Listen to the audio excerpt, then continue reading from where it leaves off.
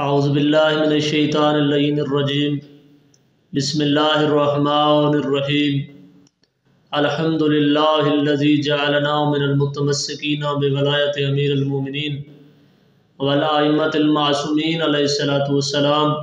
अल्लाहुम्मा सल्लि अला मुहम्मदिन व आलि मुहम्मद व अज्जिल फ़रजा क़ैम आलि मुहम्मद। मोमिनीन कराम अस्सलामु अलैकुम या अलियल इस्लाम मदद। आज शब नुज़ूल हकीकी आयतुल्लाह बकियतुल्लाह उज़्नुल्लाह जंबुल्लाह रहबर मुअज़्ज़म इमाम महदी अलैहिस्सलातु वस्सलाम तमाम मोमिनीन को मेरी तरफ से मुबारक हो। आज मैं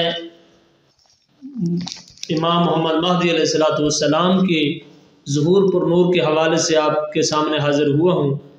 मैं बार बार एक आयत तिलावत करने का शर्फ़ हासिल करता हूँ आपके खिदमत में कि बिस्मिल्लाहिर्रहमानिर्रहीम सूरत तग़ाबन है, आयत नंबर 8 है। बिस्मिल्लाहिर्रहमानिर्रहीम फ़आमिनु बिल्लाहि व रसूलिही व नूरिल्लज़ी अंज़लना, कि ईमान लो अल्लाह पर और रसूल पर और उस नूर पर जो हमने नाजिल किया। तो जब पाँचवें सरकार हज़रत इमाम मोहम्मद बाक़िर अलैहिस्सलातु वस्सलाम से पूछा गया कि मौला वो नाज़िर होने वाला जो नूर है वो कौन है, तो मौला ने फरमाया वो हम 14 का नूर है।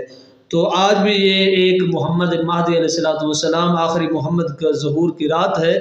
तो आज मैं ये किताब मारफत आले मोहम्मद है, इससे पढ़ने लगा हूँ कि हज़रत इमाम मोहम्मद तकी अलैहिस्सलातु वस्सलाम की साहिबजादी सैयदा जनाब हकीमा खातून सलामुल्लाह अलैहा से मरवी है कि एक दिन या एक शब हज़रत इमाम हसन अस्करी अलैहिस्सलातु वस्सलाम ने मुझसे फरमाया, फूफी जान आप आज हमारे साथ रोज़ा अफ्तार करें, क्योंकि आज रात साहिबुल आम्र इस ज़हरी दुनिया में तशरीफ़ लाएंगे।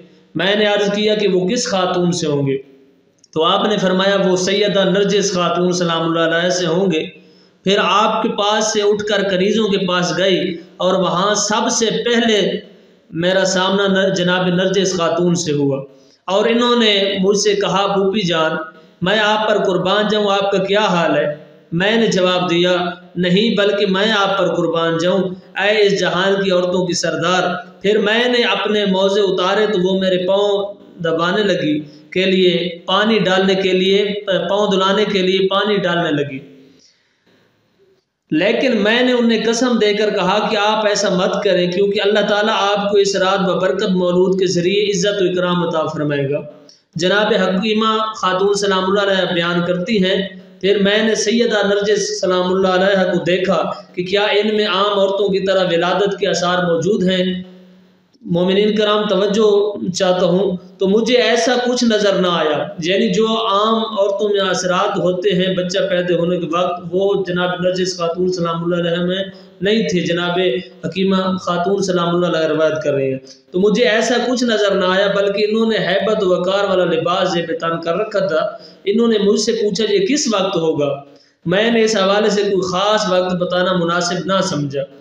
तो अबू मोहम्मद हज़रत इमाम हसन अस्करी अलैहिस्सलाम ने फरमाया कि वो मौलूद अव्वल फजर के वक्त दुनिया में तशरीफ़ लाएगा।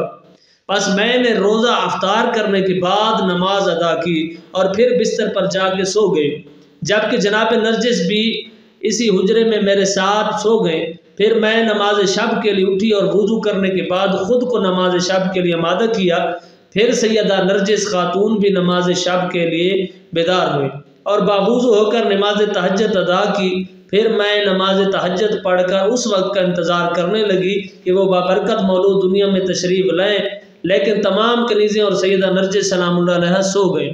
जब मुझे ये गुमान हुआ कि वो वक्त करीब आ चुका है जिसका अबू मोहम्मद हज़रत इमाम हसन अस्करी अलैहिस्सलातु वस्सलाम ने वादा फरमाया है, तो मैंने आसमान को देखा कि सितारे नीचे आ चुके हैं और ये फजर अव्वल का वक्त करीब होने को ज़ाहिर कर रहा था। फिर मैं वापस अपने बिस्तर पर आ गई और मुझे इस बारे में शक और मेरे दिल में वस्वसा पैदा होने लगा। इस पर अबू मोहम्मद हज़रत इमाम हसन अस्करी अलैहिस्सलातु वस्सलाम ने फरमाया, फूफी अम्मा आप इस मामले में जल्दी ना करें, गोया ये अमर वकूफ़ पजीर होने के करीब आ चुका है। फिर आपने अपना सर सजदे में रख कर कोई दुआ पढ़ी जिसे मैं ना समझ सकी और उस वक्त मुझ पर भी ऊँग तारी हो गई।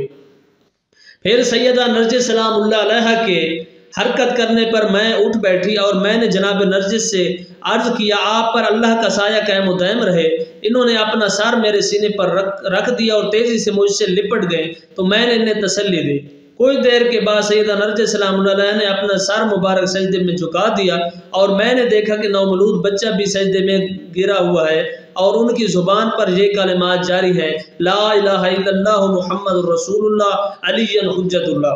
हज़रत अली अलैहिस्सलाम के बाद आपने एक एक इमाम का अपने वालिद ग्रामी तक नाम लिया।